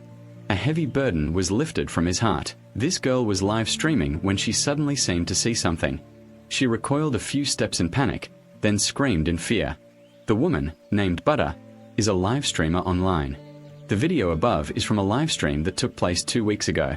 After that video, Butter seemed to disappear, and there has been no further news of her since. Jae-sok realized this seemed to be related to the recent wallet theft case they were investigating.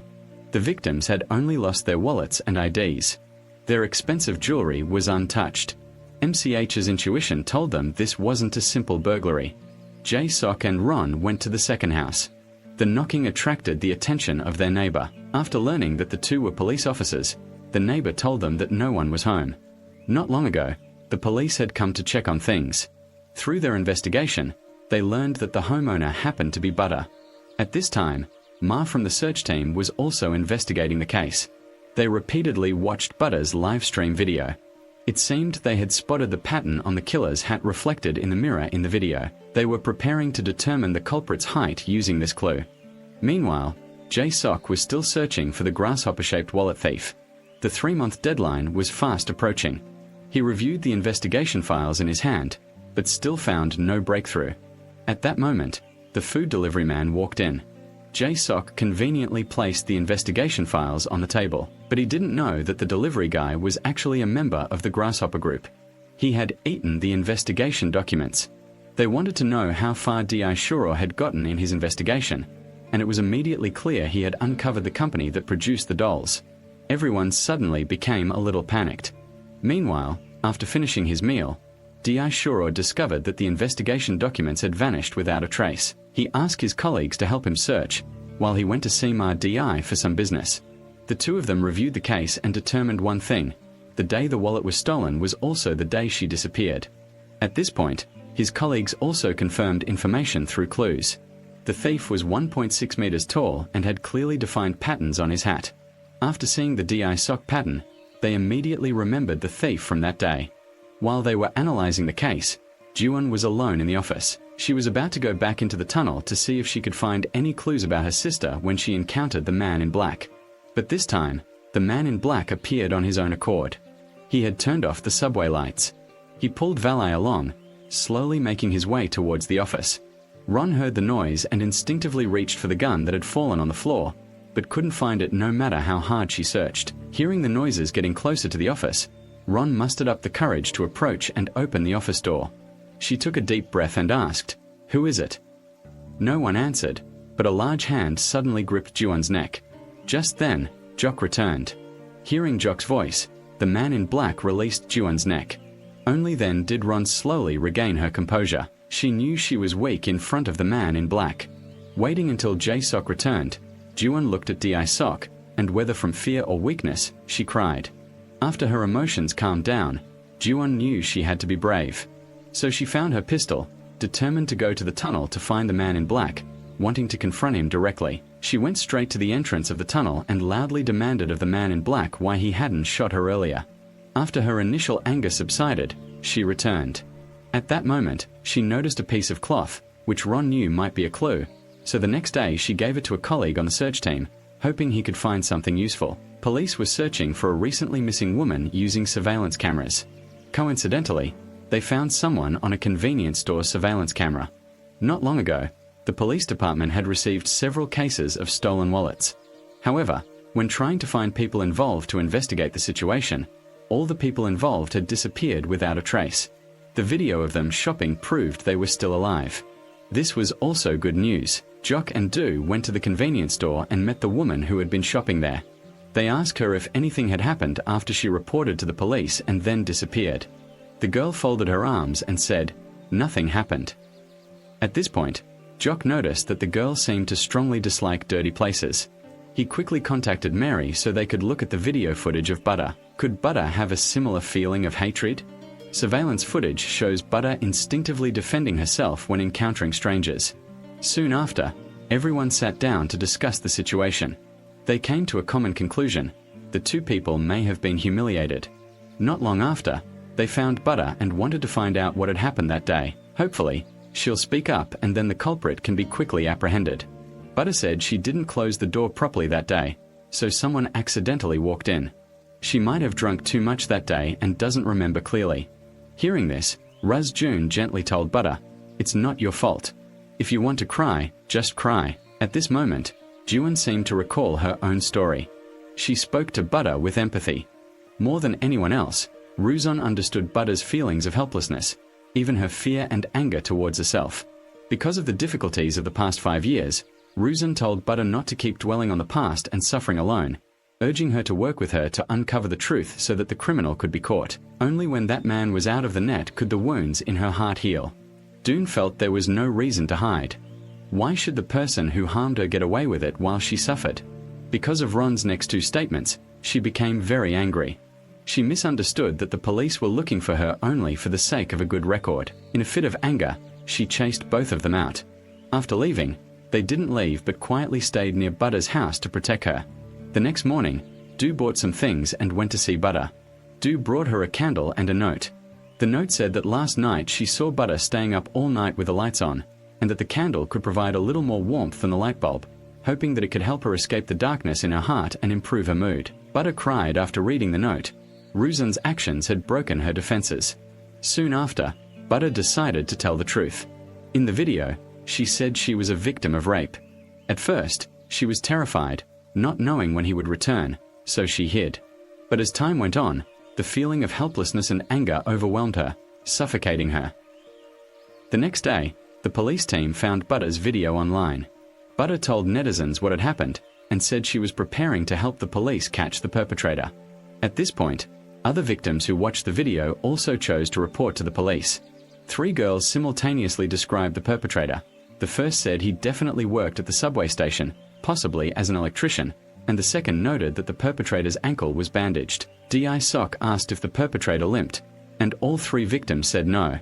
After a moment of thought, they both simultaneously blurted out the words electronic ankle shackles. These were electronic tracking devices attached to the ankles, which quickly identified the perpetrator's information and movements. At this point, the perpetrator also overheard passers-by talking and called the police. The man realized he'd been exposed. As he was about to flee, he saw D.I. Shuro and the others chasing after him, so he had to turn back.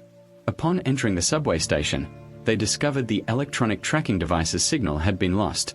They quickly found the tracking device the man had left behind in a restroom. This made the arrest even more difficult. They were short on personnel, but the subway station had 10 exits. Just then, the alarm sounded. Everyone remembered that today was a riot drill. Riot drills involved militiamen manning the exits. But they only had 20 minutes, so they had to catch the culprit within 20 minutes. My Dai suggested guarding each exit, but argued that since the man worked at the subway station, he might have many keys. Therefore, he could choose to hide in restricted areas, waiting until the drill was over before escaping. Ruzon immediately recalled the restricted areas at the subway station. Jae-sok immediately took out his notebook and wrote down the locations. Soon after, Ruzon had identified several spots, so they began searching. His colleagues went into the warehouses and staff areas. They even searched the cleaning supplies rooms, and Jae-sok searched every nook and cranny. He didn't overlook a single door or exit. Under time pressure, D.I. Sok felt she needed to be faster. Some people went to every place with cables and billboards. Du quickly spotted the culprit hiding in a cupboard. One of the team members saw him and took out handcuffs. She approached to arrest him, but he pushed her away. Now cornered, he ran around knocking over water containers, yanking off electrical wires on the wall, and pointing the wires down into the water. Threatening to get everyone to release him didn't bother Du much. She knew this guy wouldn't dare do that, so she grabbed the mop nearby, pushed it forward, and just in time, shoved the electrical wire in the assailant's hand into him. Then, they immediately switched off the stun gun. This was essentially him bringing trouble upon himself. The next day, Daeok visited his mother. When she took out her phone to look at the picture of the man in black, the maid happened to see it and was terrified. What was the relationship between the maid and the man in black? We'll talk about that later. This scene is exactly what happened 5 years ago. Before Juwon's younger sister went missing, Juwon was out with her boyfriend. Her sister insisted on bringing her home. Her sister, Jin, is a level 2 autism patient, and she's currently having an episode. For autistic patients, seeing someone who makes them uncomfortable can increase the likelihood of an episode. In Du Chin's world, Her sister's boyfriend was the source of her discomfort, and the most effective remedy was returning to a familiar environment. So Do-chin dragged Ju-won, demanding to go home. Do-jo told her to wait a moment so she could apologize and say goodbye to her boyfriend. Do-chin didn't understand her, feeling that staying even a minute longer was torture, so she used all her strength to drag her sister back home. As a result, he pulled too hard, causing his sister to fall into a puddle by the roadside. People with autism tend to calm down when they realize they've done something wrong. It seems they only calm down for a moment when they've made a mistake. Do-johan looked up at her boyfriend, hastily picking up the cards that Do-chin liked and putting them into her bag. Her boyfriend, however, only showed disgust. Do stood up and politely apologized, but her boyfriend had lost his patience. He told Ju-won to break up with him and mocked her sister, calling her an idiot. This made Ju-won very angry. She told her boyfriend that she was the one who dumped him, not the other way around. That nasty guy mocked her, saying, "Do-chin, you're doing well, self-centered." Hearing her boyfriend's mockery and then leaving, Ju-won could only silently endure it on the train home. Watching her peers laughing and playing carefree, Ron felt a pang of longing and admiration, then looked back at herself in bed. Wearing the same hair clip as her sister made her feel disgusted. She angrily tore the clip off her head as if to vent her anger at the world's injustice. But Do-chin, unaware of the world collapsing around her sister, put the hair clip back on her sister's head. Do aggressively pulled away again. This time, Do-chin didn't dare move. She felt terrified. The result of that fear was a relapse of her autism. Do-chin insisted on dragging her sister home, but weren't they already on their way home? Going home at this moment was just a minor fit of anger from Do-chin, meaning she was unhappy, while her sister couldn't control herself and exploded. Do-johan turned to Do-chin and said sharply, "Aren't we on our way back? Where else do you want to go? Aren't we going back to that hateful house?" At this point, Ju-won called it a hateful house, but that was where the two sisters lived. Do-chin started acting up again. She still wouldn't let go, determined to drag her sister along. Finally, Do broke down both physically and mentally, uttering even more bitter words. Do said how much better things would be without Do-chin. Hearing this, Do-chin was also frightened. In her world, the sky had fallen. This statement meant that her sister no longer needed her. She could only express her unhappiness through her behavior. She wanted her older sister to apologize. Not only did Ju-won not apologize, but her next action completely destroyed Ju-won's world. Seeing her younger sister, who suffered from autism, crying, the older sister did something that she would regret for the rest of her life. She angrily stood up, leaving her throwing a tantrum and preparing to board the train alone. Do-chin clung to her, wanting only an apology, but her sister heartlessly abandoned her. At that moment, a fleeting thought crossed her mind, to shake off the burden. The subway doors slowly closed, and her sister, without looking back, walked out. Do-chin could sense her sister's anger. She stopped throwing a tantrum, running to the door to beg Ju-won for forgiveness, pleading with her sister not to abandon her. But her sister still turned away indifferently. After Do-chin disappeared from sight for a few dozen seconds, her sister also calmed down. She realized she had abandoned Jin. At this moment, regret, fear, and anxiety all overwhelmed Ju-won's heart. She wandered through the crowd searching for her hated younger sister. Yet, this search lasted 5 years. This is a painful memory for the police officer. She knows that feeling of regret, so she doesn't want the bakery owner to experience it. A few hours earlier, a woman had entered the bakery to buy bread and happened to overhear the owner's phone call about collecting money, the amount being 100 million yuan. After listening to the phone call, she casually grabbed a loaf of bread, went to the checkout counter, and left. The bakery owner had a son with autism, and that money was for his son's treatment. Seeing his son engrossed in sculpting clay figurines, he was furious at his foolishness, scolding him as he went into the storeroom. At that moment, Di-sok and Do arrived at the bakery and saw the boy pulling a bag of flour high up. They rushed over to help him, but the entire bag of flour ended up falling on Di-sok's head. The bakery owner, hearing the commotion, came out, pushed his son aside, and shoved him forcefully into a corner, telling him to be quiet and face his autistic son. The word helplessness was clearly written on his face. Seeing this, Do remembered her younger sister being scolded by a restaurant owner before, and seeing the boy also reminded her of Do-chin. The next day, the noodle shop owner told his son to stay inside the shop and not go anywhere. But when he returned, his son had disappeared. Don't be fooled by their handsome and charming appearance. Their methods are incredibly sophisticated. They simply walk past any passenger, make a quick slash, and all the wallets are emptied. The whole process takes only a few seconds. In just a few minutes, all the wallets and phones in the entire train carriage have fallen into their pockets, and they were the very locusts that caused everyone panic and fear. As it was almost time to disembark, they spotted a girl dressed in a stylish green outfit, slashed her bag, stole her wallet, took her phone, and left with a flirtatious glance. Not long after, all the victims came forward to report the thefts. Upon seeing the crime scene evidence left by the perpetrator, D.I. Sok knew the grasshopper had struck again. During the investigation, D.I. Sok took out her phone and asked if anyone had seen these three people. At this point, the girl in the stylish green dress recognized them. Before leaving on the train, the man had arranged to meet her at 3 p.m. at exit 3 of Tuyenlin Station. She had an appointment at 3 p.m., conveniently located at Tuyenlin Station. She even thought he really wanted to go on a date with her, so she remembered it very carefully. At the same time, a pair of red high heels appeared at the bakery, and a mischievous smile appeared on the face of the autistic boy who loved sculpting with clay. Meanwhile, the father, who had just returned home with money, discovered his son was missing. He frantically searched for his son at the subway station, where he happened to run into Jay and Ron. At that moment, the owner also received a call from the woman in high heels, demanding 100 million francs to photograph his son. Very quickly, the serious crime unit arrived at the scene and began wiretapping the conversations in the bakery. While the shop owner was on the phone with the woman in high heels, a man burst in. Bobo said, "If you want to see the security camera footage, do it quickly. What are you lingering here for?" The woman in high heels knew the bakery owner had called the police and immediately hung up the phone. But after the man left, his behavior became unusual. He felt a weight lifted off his shoulders. This scene reminded Ron of his own past, of losing his sister. She told the man not to act that way, because one day he would regret it. John returned to his office and happened to overhear the girl reviewing the video she had just recorded. From the girl's camera angle, it was possible to capture the image of the woman wearing high heels.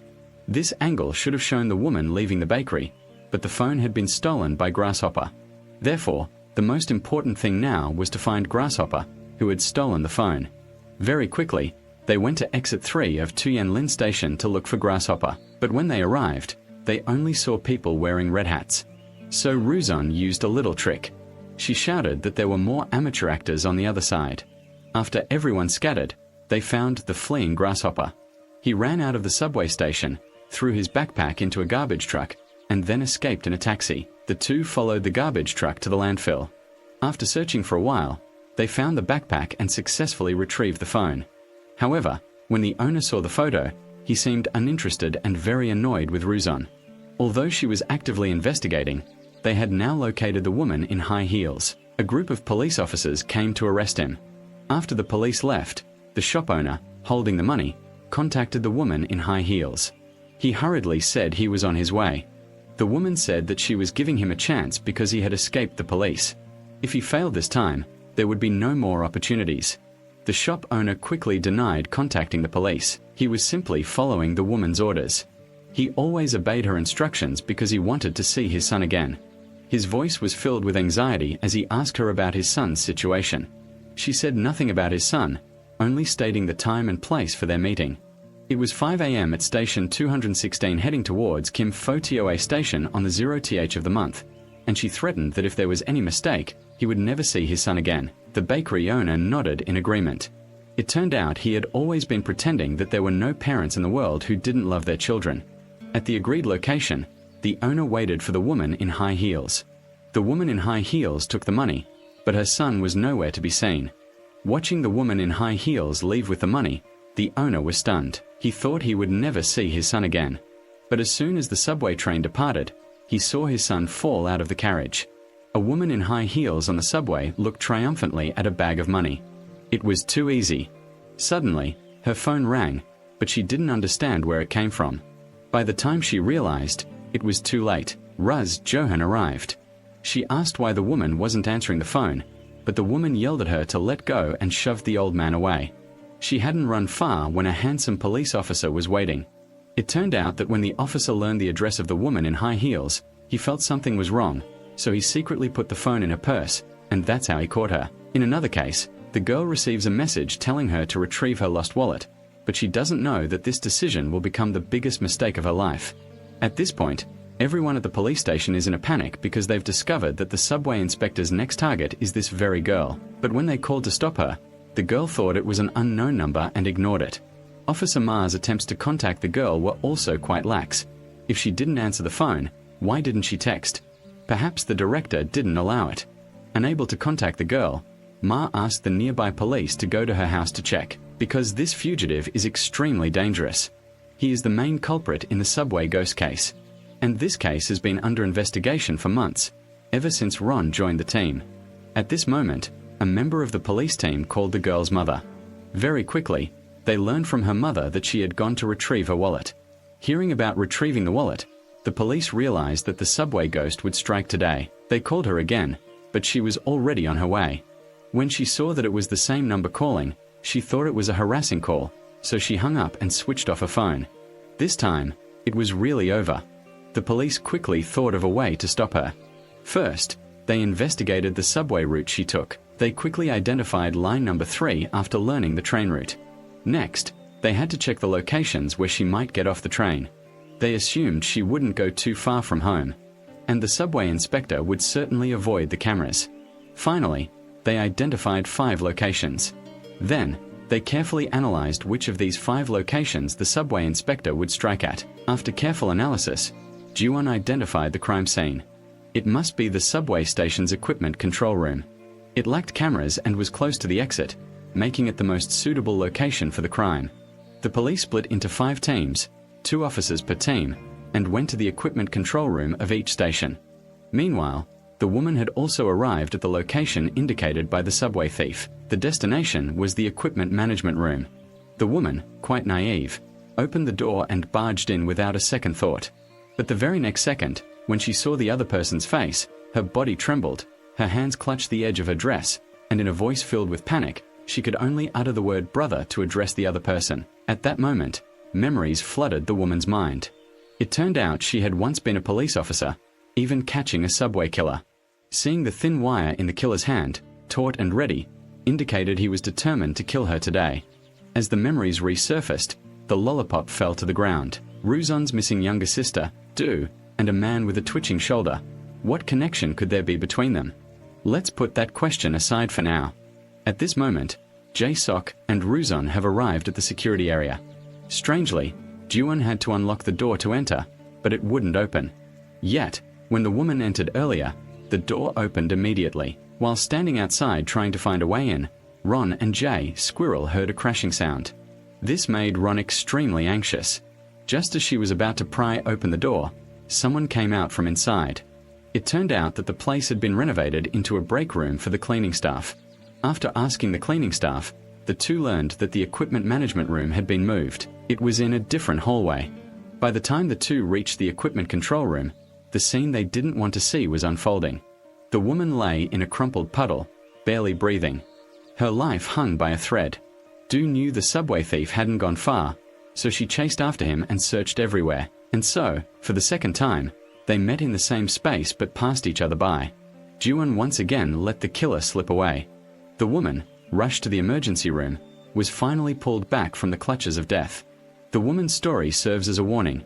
When receiving calls from strangers, you must answer. Seeing the woman before her being harmed like this by the subway thief, Do Johan was furious. She swore in front of the woman that she would definitely catch the thief. That night, she and her colleague began to act. The two of them used an electric saw to cut open the door that Ron had discovered. After entering, the two quickly discovered many wallets. Some wallets contained ID cards, all belonging to deceased victims, and all were women. Ji-won frantically searched through the remaining wallets to see if she could find her sister Do Kai's. After searching the last one and not finding her sister's wallet, she breathed a sigh of relief. That proved her sister was still alive. At this moment, the subway inspector also arrived at the tunnel. Seeing the door open, he knew his hideout had been discovered by the police. Seeing the wallets scattered on the ground, the two suddenly wondered why there were so many wallets. What did the inspector need so many wallets for? Because they reasoned that it was impossible for so many wallets to appear so easily. Not long after, they found the answer. What if the subway attendant was a thief? Then the two opened a box, inside which appeared a floral dress and a pair of red shoes. Looking at the missing collar of the dress, Ji-won felt it resembled the part she had found in the tunnel. She took it out to compare, and it was indeed the same. The two analyzed the size of the shoes and dress. They concluded it was probably a child's. Then, on a wall, they saw another clue left by the subway inspector. A wall covered with photographs of deceased victims, including one of Do Chin, Ji-won's sister. At this moment, regret completely consumed Ji-won's mind, tears streaming down her cheeks and overwhelming her heart. Besides regret, it seemed she could do nothing else. After leaving, the two reported all the clues they had found to their superiors, and the investigation team quickly brought all the evidence back to headquarters. They then reported their suspicions about the subway inspector to Ma, suggesting he might be a thief. Then, they recalled the previous 30th anniversary of the police force, when not only were many wallets stolen, but dead bodies were also discovered. Therefore, they suspected the killer might be a member of the Locust gang, but they needed evidence to prove this. They quickly found the evidence. From the 23 wallets they recovered, they extracted residual DNA. Not long ago, when Jock and Ruzon apprehended the Grasshopper gang, DNA was also found in a bag discovered in the trash can. After comparing the two, they concluded that the killer was likely a member of the Grasshopper gang. They quickly began posting a warrant for his arrest. The Grasshopper gang also quickly saw the wanted poster. Then the Grasshopper gang members sat down to confront each other. One of them asked who was the culprit to raise their hand. But no one raised their hand. They all said it wasn't them. At this point, the other guy said it was a plan by the police, intended to sow discord among them so they would accuse each other. After hearing this, the thug punched and shattered the mirror, terrifying the other two. After the thug left, they felt he resembled a subway inspector. They discussed their plan and prepared to escape. After they separated, the man in the white hat went to the hospital to get a prescription for an inhibitor. Was he the real constable? The shop owner was looking for change to give to the bald man in front of her, but then she realized he was a wanted criminal. She was terrified, and at that moment, he seemed to notice the wanted poster in her hand, so he reached into his pocket. The shop owner looked horrified, but luckily the bald man didn't notice. He just pulled out a card, intending to swipe it to pay. After the bald-headed man left, the landlady quickly called the police. Jock received the call very quickly. He informed two colleagues, and also told Mary that he knew the location of one of the three men. They also located the other two. A colleague went with Jock, Mary, and Juzon, forming a group. The two remaining colleagues formed a team. Relying on their phone's GPS, they quickly arrived at the area where the three were hiding. 3 teams followed the phone signals to search for the 3 men's hiding place. The first to find them was Jock's team. However, they seemed to be facing a difficult battle because inside was a group of villains gathered. D.I.Sok resolved to confront them. The others, seeing them, kicked their chairs and stood up. Juzon and Mary also spotted the man in the white hat from the Grasshopper gang. They attempted to apprehend him, but he still managed to escape. Returning to D.I.Sok, they fought hard for half an hour, but ultimately the bald-headed man escaped. Only the leader in the white hat cleverly evaded the police pursuit. Each of them was waiting for the right time, waiting for the time to board a ship and leave for overseas. But deep down, the leader of the Grasshopper gang didn't want the two of them to come. In fact, when he planned to split up, he wanted the two of them to attract the attention of the police, so that he could escape alone. But his calculations were wrong. The other two arrived on time. He then made an excuse to go to the restroom, preparing to abandon them. But they still saw through his plan. The ringleader then came up with another devious scheme. He called the police and lied, saying someone wanted to kill him. This indirectly revealed their location. After the police arrived, the bald-headed man and the man in the white hat, as expected, were caught. Only the ringleader escaped. The conversation then shifts to Mrs. Choi in the hospital. She says she's starting to feel tired. Next, the camera pans back to the leader of the gang. Could he really be the subway inspector? The girl, just waking from her coma, looks at the woman in front of her and recognizes her as the mother of the inspector she encountered. Then, amidst the hurried footsteps of the doctor, the frantic resuscitation, and the death alarm of the pacemaker, the girl completely departed this world. Looking at Mrs. Choi's face now, that look of panic betrayed her. She was the one who had taken the girl's life. Very quickly, everyone at the police station received news of the girl's death. After hastily questioning the man in the white hat and the man with the shaved head, they quickly learned that the ringleader was Dai Thong. They also suspected that this Dai Thong was likely a fake name, as they only called him Big Brother and didn't really know his real name. They also grasped an important clue. Dai Thong might be contacting someone who handles passports. Jae Sok and Do quickly found a woman. She was about to exchange passports with Dai Thong. Initially, she remained silent, not saying a word. But after understanding the laws she had violated that would result in several years in prison, she hastily revealed their meeting place.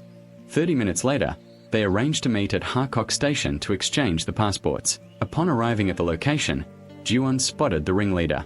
He had also attempted to flee. Finally, after a fight, he was subdued by the police. The other man was eventually caught.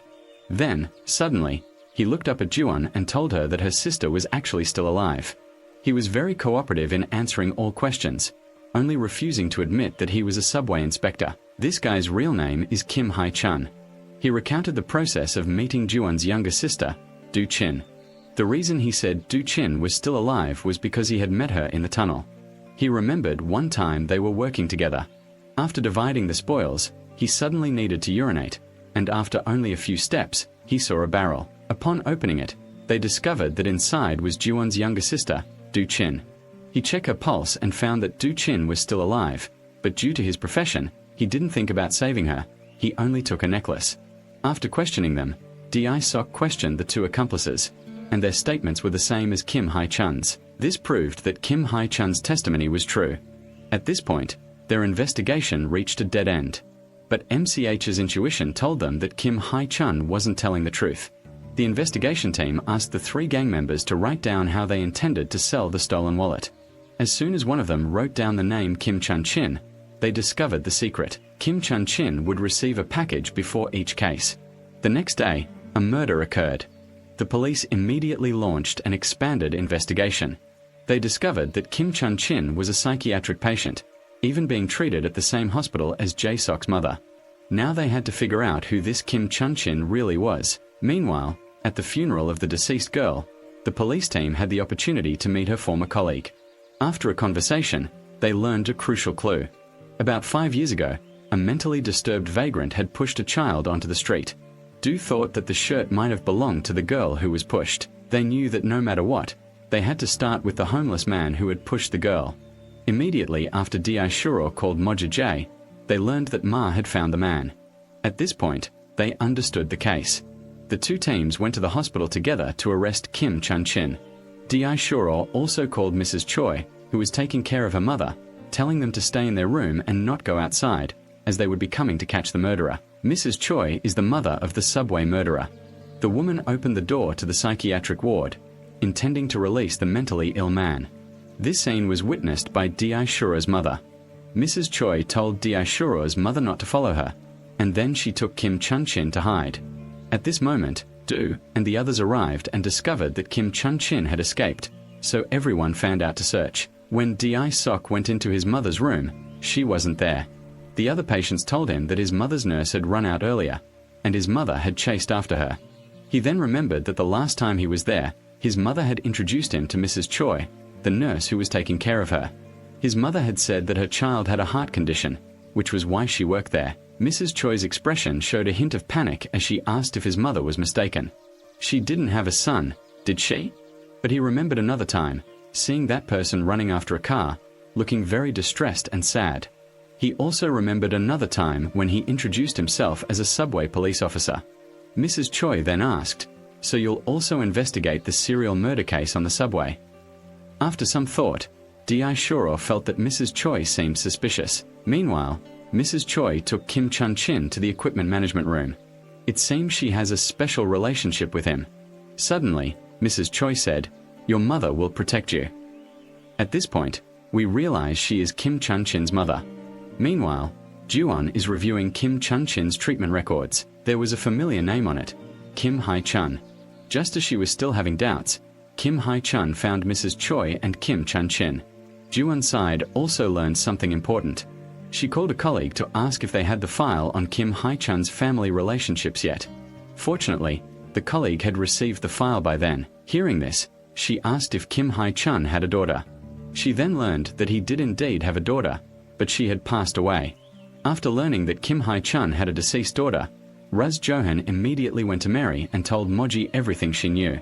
5 years ago, Kim Hae-chun's 10-year-old daughter, Sono, had died. At the same time, they also learned that the girl pushed into the ship's hold was San, and the vagrant who pushed her into the hold was Kim Chun-chin. So Kim Chun-chin's disappearance was most likely due to Kim Hae-chun kidnapping her. Ma Di quickly called her colleagues. They discovered the police officer had been knocked to the ground. Kim Hae-chun had escaped. At that moment, a colleague brought in a video recording of Kim Chun-chin being taken away. Jock recognized the person taking care of his mother as Mrs. Choi. Hearing Mrs. Choi's name, the two of them looked at each other because Mrs. Choi was Kim Hae-chun's mother. At that moment, Mrs. Choi was begging Kim Hae-chun to spare Kim Chun-chin, but Kim Hae-chun was determined to kill him. By the time Di-sok and Juan went down to the basement, Kim Chun-chin had disappeared. All they found was a puddle, and Di-sok's mother witnessed the entire process of Kim Chun-chin's murder. Kim Hae-chun then took Kim Chun-chin's books outside. His two accomplices helped him transport the corpse away. As for how they escaped, you'll have to ask the director. The two nervously made it through the first checkpoint, but were spotted by Jae-sok's teammates. Just as he was chasing them, one of the accomplices fell ill with temporary amnesia. Therefore, the other two, attempting another escape, easily slipped through the net. Only Kim Hae-chun escaped. In the basement, Do saw a computer that helped her understand the whole story of Do Chin getting lost that day. The scene was 5 years prior. This guy was very skilled at pickpocketing a wallet. Then he discovered a horrifying sight. He saw his beloved daughter, Sun. Just as he was greeting his daughter, a vagrant appeared from behind. This vagrant was acting violently, so the people waiting for the bus nearby were terrified, including his daughter, Sun. Sun was so frightened that she dropped her lollipop. She took a step back, but by then the surrounding passengers had become onlookers. They appeared indifferent and unconcerned about the girl's plight. They just stood there, letting things unfold. Seeing this, he knew what was about to happen. Just as he was about to run to save his daughter, a police officer grabbed his arm. He yelled for her to let go, but she, completely oblivious to what was happening, insisted on taking him away. At that moment, the information board on the platform showed that the subway train was approaching, and San slowly backed away towards Jin. She was a girl with autism. Do Chin didn't know what was happening. The girl just stood there blankly. At this point, the vagrant shifted his target to Do Chin. He suddenly pushed Do Chin. Do Chin accidentally bumped into Sun Don. Instinctively, she tried to grab Sun, but only managed to grab the hem of Sun's dress. At that moment, a subway train sped past. Only 10-year-old Sun Don lost her life to the train. Her father witnessed the entire scene. The people around them stood there like mummies, frozen in shock. Let the tragic outcome happen. If you were a passenger, would you stand up? After Ron watched the video, she understood everything. Kim Hae-chun left her a note saying that I was the victim. At this point, she realized her best friend was standing behind her. Her best friend then told Juan a secret. On the day Juan went for an interview, she entrusted Do Chin to this close friend. However, this friend was in a hurry to meet her boyfriend, leaving Do Chin alone at the subway station. After her friend left, a man named Lang Thang appeared, frightening Do Chin and causing her to stay away from him. When she returned, tragedy had already occurred. His best friend said he was too scared to tell Juan. After leaving the police station, Kim Hae-chun planned his revenge step by step. He wanted to kill everyone present at the scene. Unexpectedly, the first person he met was Jin. That was the day Do Johan abandoned Do Chin. After getting off the train, Do Chin sat next to Kim Hae-chun. Next, he took Do Chin into an office and strangled her, squeezing until she stopped breathing. At that moment, Mrs. Choi was standing outside the door. Meanwhile, Do, anxiously searching for her sister, also asked Mrs. Choi for help. Mrs. Choi lied, saying she hadn't seen her. It was then that Mrs. Choi realized Do Chin was a patient with stage 2 autism. Kim Hae-chun took Do Chin to the tunnel, wanting Do Chin to befriend his daughter. He put Do Chin down and left. Mrs. Choi followed Kim Hae-chun. She found Do Chin and discovered that the little girl was still alive. Meanwhile, Mrs. Choi, in a panic, ran home to find Sun Do, who was actually Do Chin. She now considered Do Chin as her deceased granddaughter, Sun. It turned out that Jin had been rescued and raised by Grandma Choi years ago, as if she were her granddaughter. Back on the subway, the culprit placed the book on the seat in the carriage. Jock and Ron could only stand and watch. They tried to open the window to get into the carriage. But the glass was made in China. How could they open it? Ron desperately wanted to know where his sister was, whether she was still alive. She hoped the cold-blooded killer in front of her would tell her. He looked straight at Ruzon, telling her to guess whether his sister was still alive, as he himself was very curious. Then he arrogantly left in front of the two of them. Di Shuro used all her strength to smash the glass. Even after smashing it 9,972 times, the Chinese-made glass still didn't break. Not only was the glass beyond imagination, but the killer also put on a terrifying show for them. He yanked open the subway tunnel door in front of Jock and Juon. He calmly jumped down. Juon was furious, but she was even more worried about her sister's survival. In fact, Juon didn't know that her sister was still alive. Now, she's very well protected by Mrs. Choi. Mrs. Choi's only hope now is to prevent her son, Kim H-chun, from finding Do Chin. She just escaped from her best friend's house and is preparing to leave. Do Johan and Jae Sok have gone to Mrs. Choi's best friend. As Jin is about to leave, she sees her older sister. She eagerly wants to go see her sister. Mrs. Choi understands Jin's thoughts and lets her go find her sister. But in Jin's mind, the image of her first meeting with Mrs. Choi flashed before her eyes. Mrs. Choi took such good care of her, treating her like her own granddaughter. When she had nightmares at night, Mrs. Choi would protect her. It was a warmth and love she had never experienced before. In her world, Mrs. Choi and her older sister held the same place. Jin hugged Mrs. Choi tightly. She feared that her actions would hurt Mrs. Choi. As a result, the two who were supposed to meet missed their chance. Later, Mrs. Choi went to the psychiatric hospital and entrusted Do Chin to Juon's best friend, asking her to take good care of Do Chin. Just as she was giving these instructions, Di Sok's mother saw her. Di Sok's mother told her to turn herself in, but Mrs. Choi said that the police officer looking for her, the one Di Sok's mother called brother, was actually her son, not some other man. Mrs. Choi's provocative words brought back memories for Di Sok's mother, clearing her mind. She thought about how her son had taken care of her in the past, and wept for the suffering he had endured. This time, she wanted her son to be spared such hardship. So she grabbed Mrs. Choi's leg and urged her to turn herself in. But Mrs. Choi said that if she turned herself in now, her son would kill the child named Jin. Then her son would also take his own life. Thus, she would lose two children. So Mrs. Choi begged her to be spared and pushed Di Sok's mother, causing her head to hit a nearby stroller. By the time Jae Sok arrived, his mother had woken up from her coma and was calling his name. Mrs. Choi had also unintentionally done a good deed. This was also the happiest day for Jae Sok. His mother had finally recognized him. At this moment, he felt incredibly happy. When Juon arrived, Mrs. Choi led Juon to the rooftop. She told Juon everything about Do Chin. The reason she always kept Do Chin hidden was because Jin was Kim Hai-chun's ultimate target. After the other police officer died, the final target would be Do Chin. She didn't hand Jin over to Do Chin because Kim Hai-chun would definitely be right next to John. She said she would tell her where Chin was and warned her absolutely not to let Hai-chun find her. Upon hearing this, Ron nodded, but just as she was about to speak, Kim Hai-chun appeared. As soon as Ron pointed her gun at Kim Hai-chun, he smugly declared that they were alike, both seeking revenge for their loved ones. However, Ron then lowered her gun, put it away, and pulled out handcuffs. She then approached Kim Hai-chun, but he grabbed the handcuffs and threw them around her neck. The distraught mother could only stand beside him, wailing. Then he pulled out a knife and pointed it at his own mother.